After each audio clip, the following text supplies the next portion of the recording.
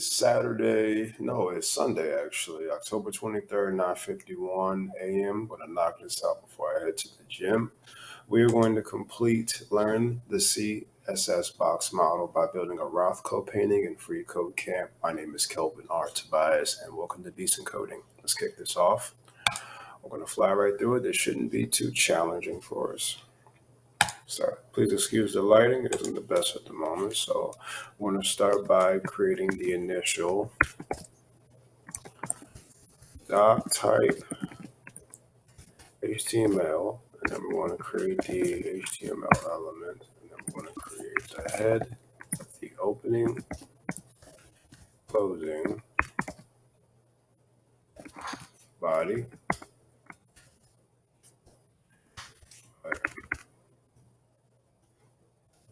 closing body,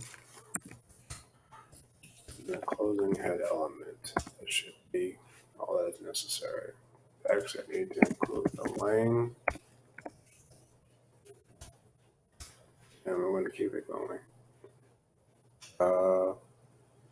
Let me see. Within the header, add a meta tag. So the char set should be UTF -8. And you're going to add a title within the head. Called Rothko.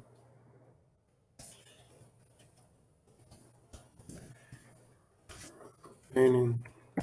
Closing title element.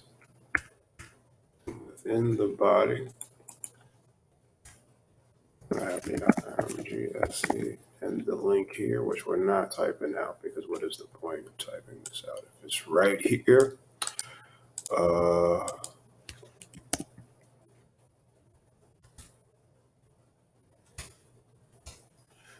green bar means we're a star, and we're going to keep on going. Learn the CSS box model with every HTML element is treated as a box with 4 areas.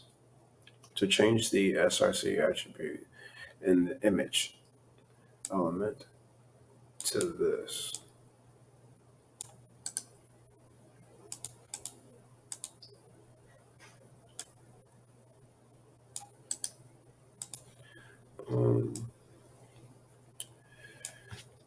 Control V, submit. Donating at the moment.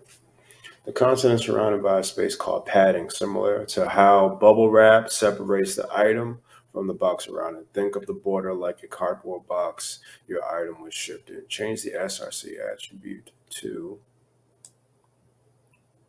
this right here.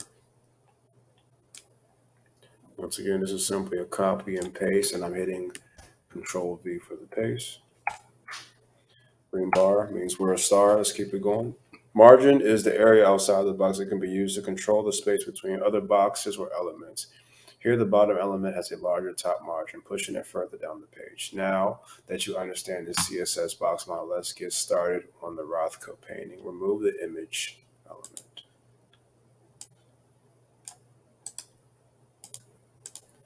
That was just for explanation. So add a div. The body. I'm already within the body, as you can see, the opening here and closing it's here. freeCodeCamp is good about that. So add a div class.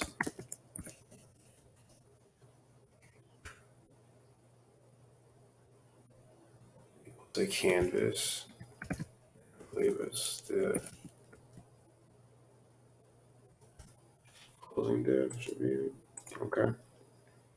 Before you can start styling the div you added, you need to link your CSS to HTML. Remember, you link it within the head because it renders from top to bottom when it scans your page. So you want to have the CSS at the top. You want to have your script element when you're adding JS to your whatever you're creating. You add that to the bottom of your body element. But for here, we're going to add the link ref style sheet, and the href should be style.css.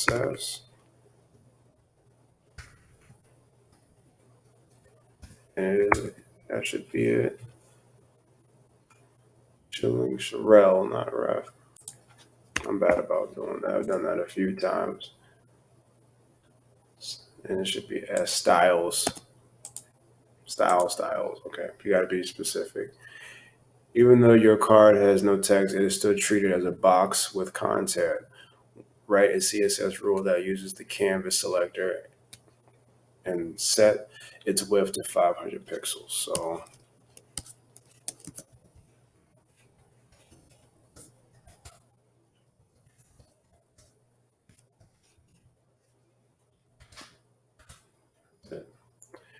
add a height property of 600 px to your canvas rule. We're still within the rule. And there we go. Change the background color to this hexadecimal.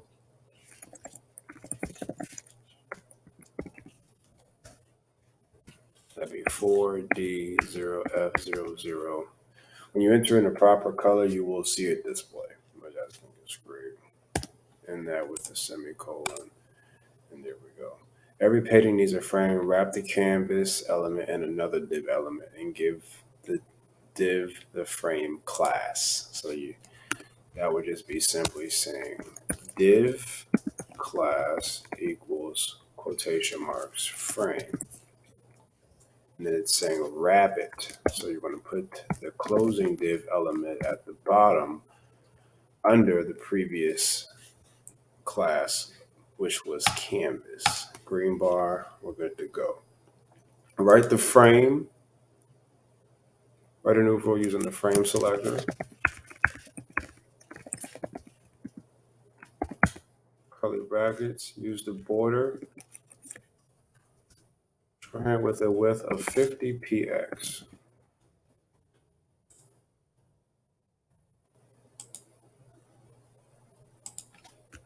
See, with a solid black border with a width of 50 px, solid black. That's how you know you did it right.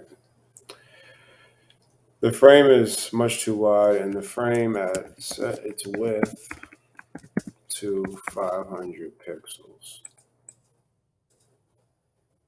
Use the padding to adjust the spacing with an element. In the frame class, use the padding shorthand property to increase the space between the frame and the class.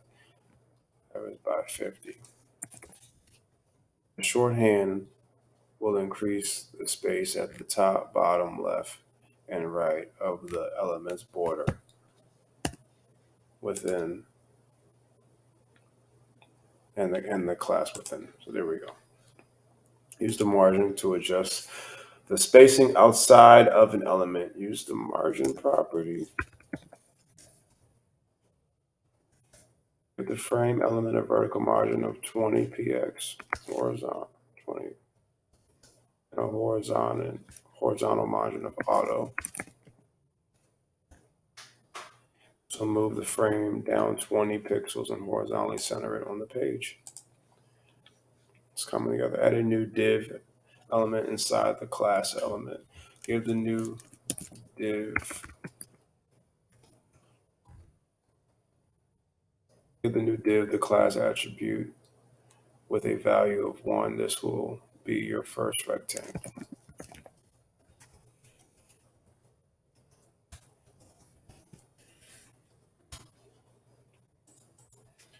Moving right along. Write the rule that sets the 1 to width of 425 pixels.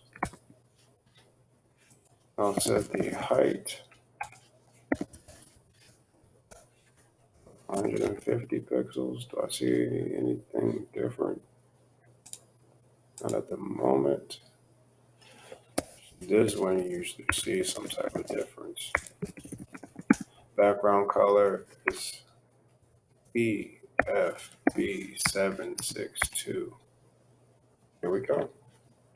Semicolon. Use the margin position, the one element to the canvas. Add a margin shorthand property with a vertical margin of 20 px and a horizontal margin of auto. Look at that, coming right together. Now the one is centered horizontally, but its top margin is pushing past the canvas and onto the frame's border, shifting the entire canvas down 20 pixels. Add a padding of 1 px to the canvas element to give the one element something solid to push off of. Here we go. Adding 1 pixel of padding to the top, bottom, left, right of the canvas changes dimension to 502 pixels by 602 pixels. Replace the padding property with an overflow hidden.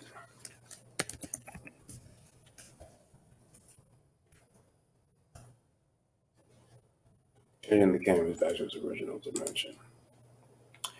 Another div class.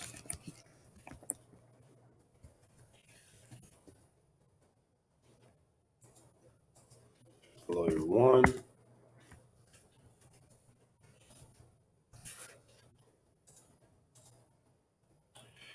Let's create a new CSS rule for the to selector. Period 2 curly brackets with a width of 475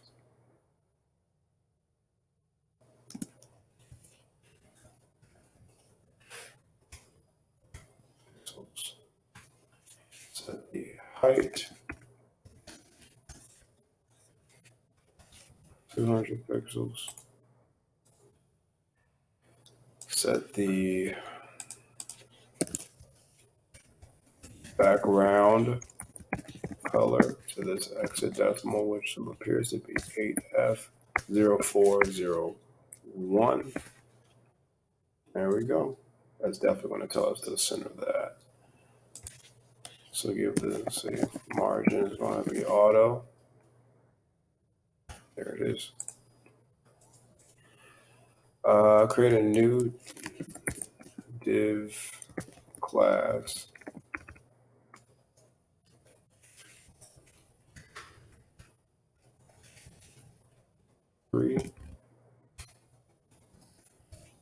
Closing div tag.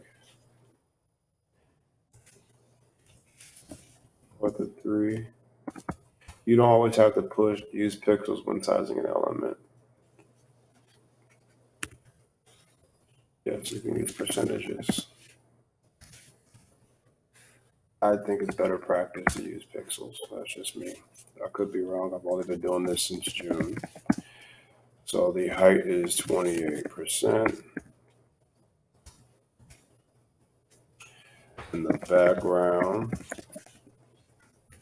color is B20403. And once again, margin auto.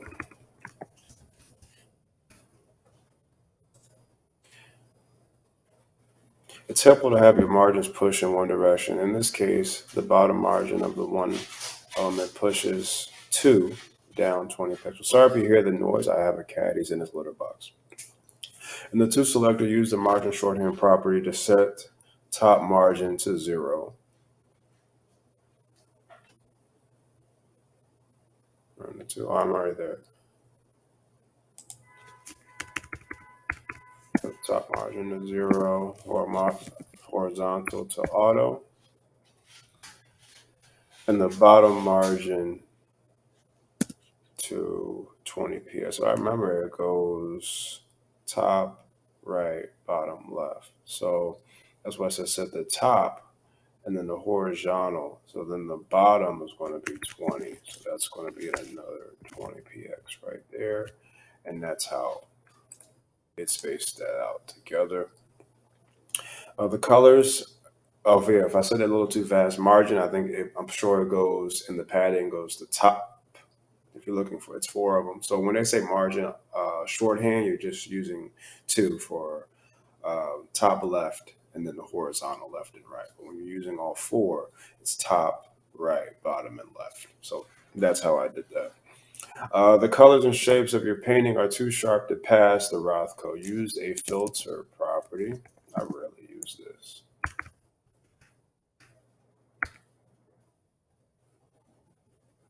Am I within the canvas? Oh, I'm already within that. Filter probably. So blur. Painting by 2px in the canvas. Oh, I didn't have the. I don't think I've ever used that blur besides in freeCodeCamp. I didn't spell filter right. Should be about done. Yeah, it was looking about right. Yeah, I see the blur now. Create a rule that targets both 1 and 2. Increase their blur effect by 1. So 1, 2, filter should be blur, and the percentage is 1px, if I'm not mistaken.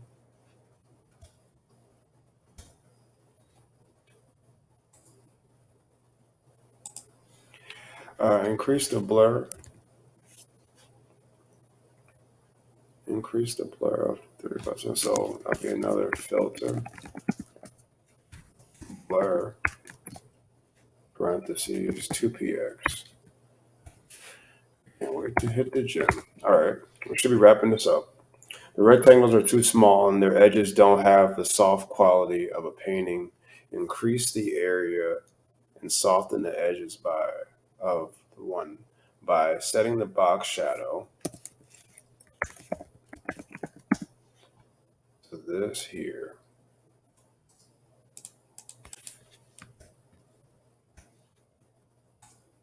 Huh. Okay, use the same box shadow for 2.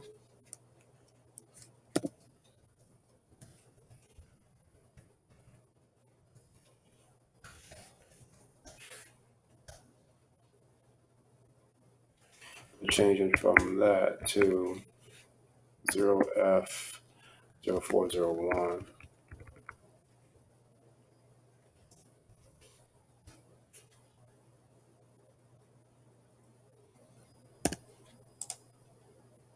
Here we go.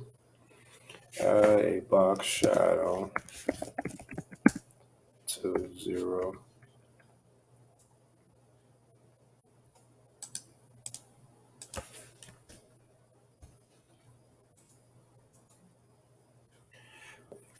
The corners of each rectangle are still too sharp. Round each corner of the one element by using the border radius.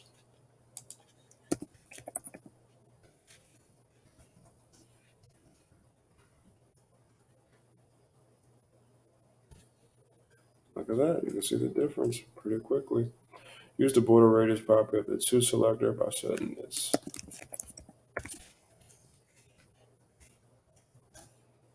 Send this top and left to 8px and its bottom to 10px. I think that was the shorthand. I believe I did that properly. Yep. And then the border radius property accepts up to 4 values around the top left, top right, bottom left. So that's the order. Around the top left corner of 3.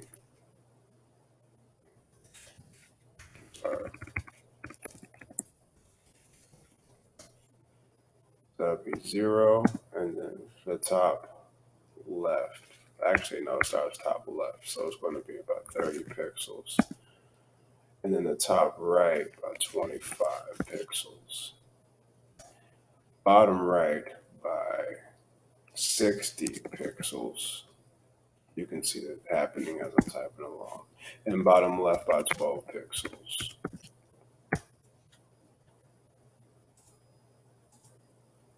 Moving right along. You can use the trim. Rotate each rectangle to give them more of an imperfect hand-painted look. Use the transform property. It's like it's a rotate.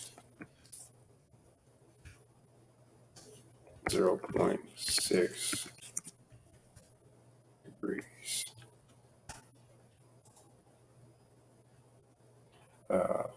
Okay, I don't use that one often. Only when I'm doing CSS animations, which also really isn't even important to find a job. I like doing it because I want to learn CSS animation just for the hell of it. Okay. 43, rotate the 2 element clockwise by 40 degrees. So that'd be the transform. That was transform and then rotate. And that was 0.4 degrees, if I can remember.